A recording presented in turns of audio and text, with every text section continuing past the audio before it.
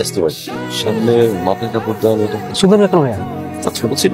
ও ছোট ছিল, তুমি যখন 5টা বছর ঢাকা পড়াশোনা করছো তখন বড় হয়ে গেছে।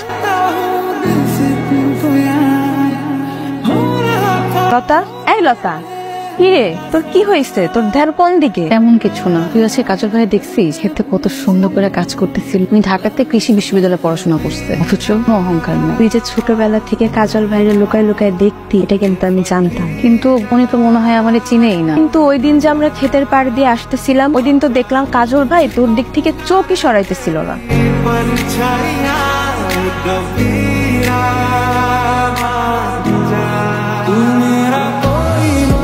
লাগছে? আপনি বুঝেন না এটা ডাঙ্গুলি বাতাসে লাগবে কি লাগবে না? ওকে সরি। সরি কিসের সরি? ডাঙ্গুলি খেলার সময় চোখ কই থাকে? আর সেই বয়সে ডাঙ্গুলি খেলে।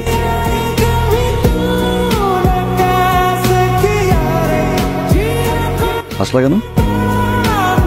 আমার ইচ্ছে, মানে? আমার যখন ইচ্ছে হয় আমি তখন হাসি। এই যে এখন হাসবো, আবার আমার যখন ইচ্ছে হয় তখন আমি কাঁদি। এই যে এখন কাঁদবো। আপনার কোনো সমস্যা?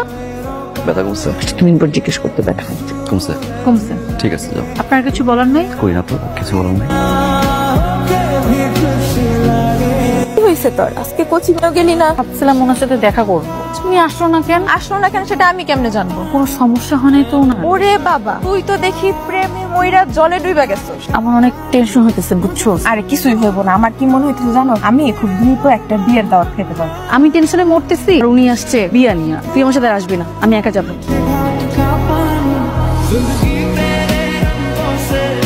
কাকে খুঁজে? কই কাউকে খুঁজি না তো। কাল কাকে খুঁজছিল? কালকে আপনি আসেন না আসলে কিভাবে বুঝলাম যে কাউকে খুঁজতেছিল? দেখার জন্য কেউ আমাকে খুঁজে কি? বুঝছেন? তাহলে বলেন না কেন? কি বলবো? আপনার কিছু বলতে হবে না, আপনি কিছুই বোঝেন না। আমি তোমাকে ভালোবাসি লতা।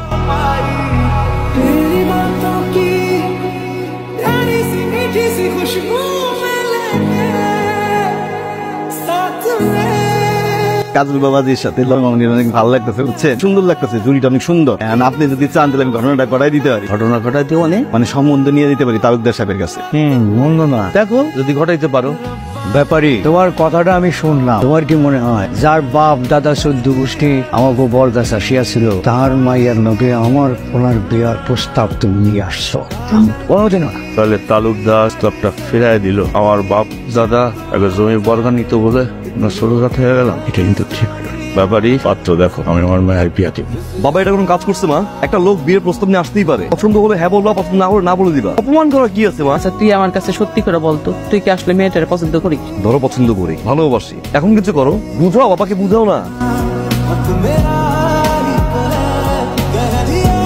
কিচ্ছু করতে পারলাম না। বাবা কোনোভাবেই রাজি হচ্ছে না, কিন্তু একটা দিন সময় তো আমাকে ম্যানেজ করবে, আই প্রমিস। কালকে আমার হলুদ, আর 2 দিন পর বিয়ে। আমাদের 4 আঙুলের কপালে আল্লাহ আমাদের রাখে নাই। তুমি ভালো থেকো, আমাদের আর দেখা হবে না। আমি যাই।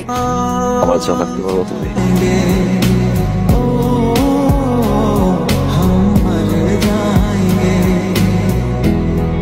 কি হয়েছে তো? খাওয়ার সময় ধরে পাইলাম না, কোনো কাজে ধরে পাই না। তোর মায় বললো তোর নাকি মন খারাপ। মন ভালো হওয়ার তো কোনো কারণ দেখছি না বাবা। বাবা, পৃথিবীতে সুখে থাকতে হলে যে মানুষটাকে নিয়ে থাকতে চাই সে মানুষটা কিরকম এটা দেখাটা ইম্পর্টেন্ট। বাবা, আমি লতাকে ছাড়া ভালো থাকতে পারবো না বাবা।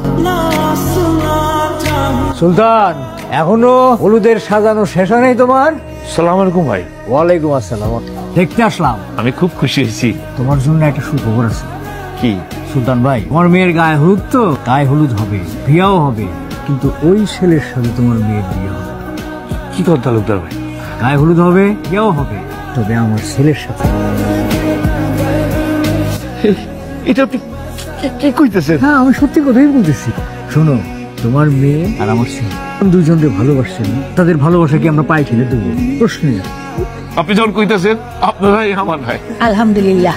আলহামদুলিল্লাহ।